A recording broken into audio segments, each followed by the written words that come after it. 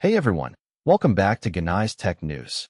I'm your host Genai, and wow, do we have a loaded show for you today. China just shocked the world by building the fastest supercomputer on the planet, without using a single American GPU. A humanoid robot startup is gunning for your intern's job. Ford is eating humble pie and calling its retired engineers back to the floor. And ChatGPT logs just showed up as evidence in a wildfire arson trial. It is a wild day in tech. Let's get into it.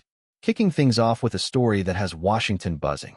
According to both Wired and The Verge, China has officially reclaimed the title of the world's fastest supercomputer for the first time since 2018. The machine is called Lineshine, and it just knocked America's El Capitan off the top spot on the prestigious Top 500 ranking. Now here's what makes this truly remarkable, and a little alarming for U.S. policymakers. Lineshine achieved this without using any high-powered GPUs at all. You heard that right. The United States has had strict export controls in place for years, specifically designed to keep cutting-edge chip technology out of China's hands. The idea was to slow down China's AI and supercomputing ambitions. But according to Wired, China appears to have engineered its way around those restrictions entirely, building a machine that dominates the global rankings using domestically developed components. The Verge points out that the U.S. still dominates the broader top 500 list, but losing the #1 crown is a major symbolic blow, and a very real signal that those export controls may not be working the way anyone hoped.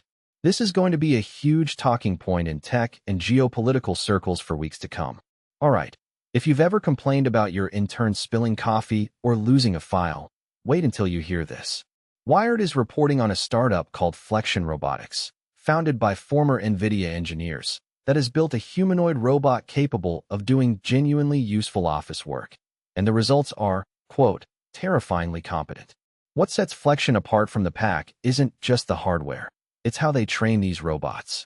Rather than relying purely on massive pre-programmed datasets, the ex-NVIDIA team has developed a clever training pipeline that gets robots up to speed on real-world tasks much faster than traditional methods. We're talking about a robot that can navigate an office environment, handle objects, and complete structured tasks with a level of reliability that is genuinely starting to make the whole robots replace white-collar workers conversation feel a lot less hypothetical. Now, nobody's saying your job is gone tomorrow. But Wired's piece makes it pretty clear that the gap between robot as a novelty and robot as a productive worker is closing faster than most people expected. Keep an eye on Flexion Robotics. This startup could be a very big deal very soon.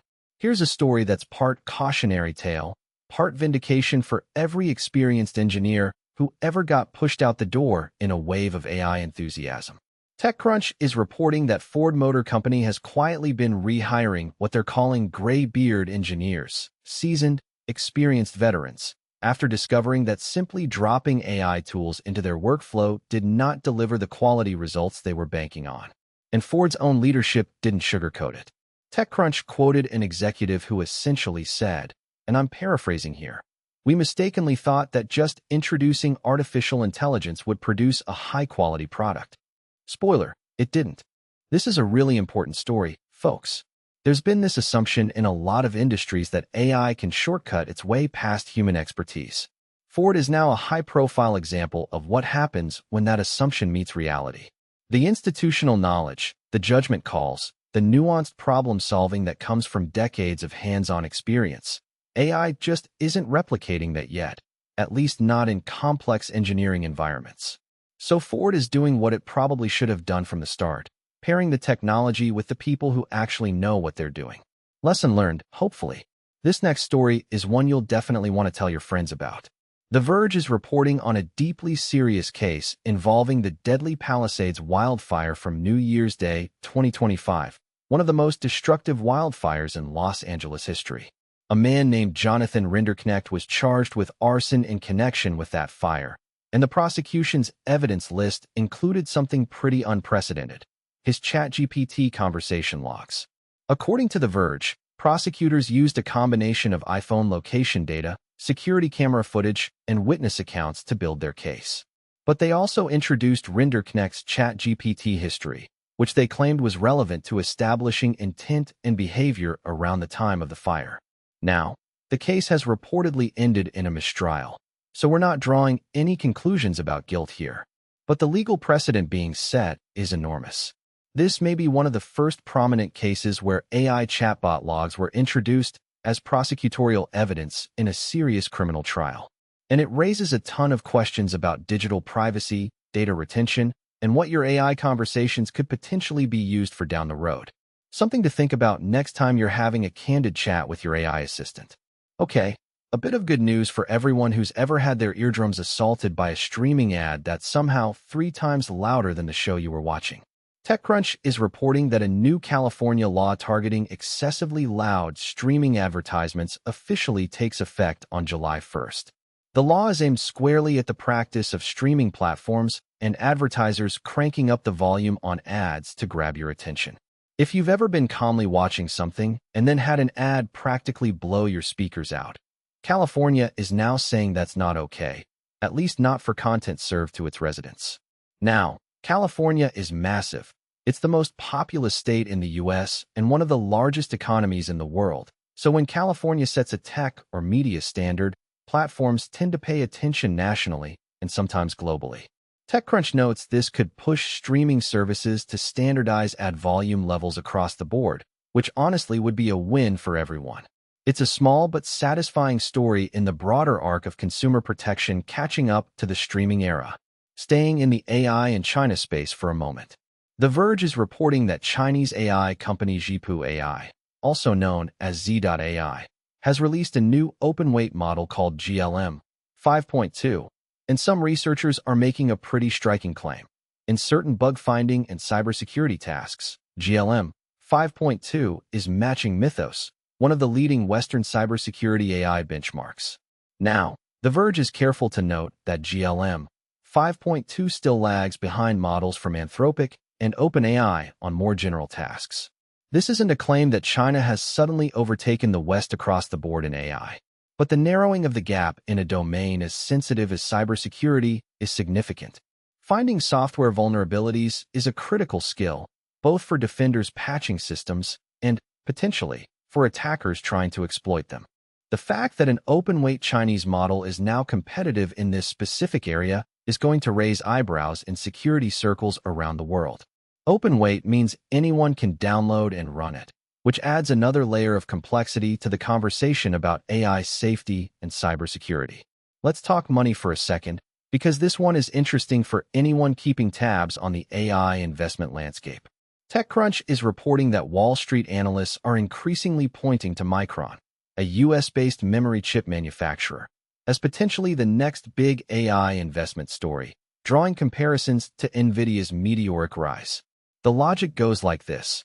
NVIDIA dominated because AI needs massive GPU compute power, and NVIDIA makes the best GPUs.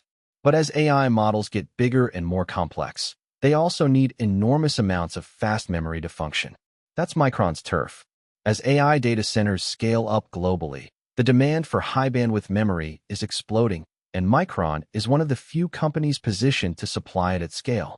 TechCrunch notes that investors who are eager to find the next NVIDIA, a company riding the AI wave before the broader market fully prices it in, are increasingly landing on Micron as their answer. Whether it lives up to the hype remains to be seen, but it's a name worth knowing if you follow the business side of tech. And finally, a story at the intersection of AI and the music industry. The Verge is reporting that Suno, the AI music generation platform, has launched a new program called Spark, an incubator designed to support independent artists. And this one is a little more nuanced than it might first appear. Spark will offer grants, mentorship, and marketing support to unsigned singers, songwriters, and musicians. On the surface, that sounds pretty great for indie artists who often struggle to get noticed. But The Verge frames it in a way that's worth paying attention to. Suno has ambitions to become not just an AI music tool, but an actual streaming destination. And this incubator is part of that strategy to build a roster of real artists alongside its AI-generated content.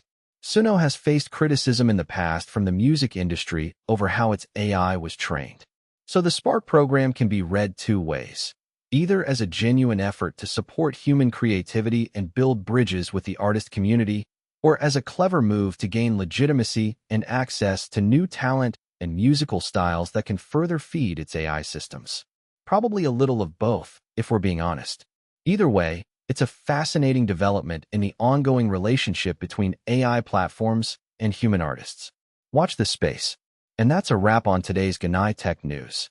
What a lineup! Supercomputers, robots, courtroom AI, and music incubators all in one show. The pace of change in tech right now is honestly staggering, and we're here every day to break it all down for you. If you found today's video useful, do us a solid and smash that like button. It genuinely helps more people find the channel. And if you're not subscribed yet, hit that subscribe button and ring the bell so you never miss an episode. We'll see you in the next one. Stay curious, everyone.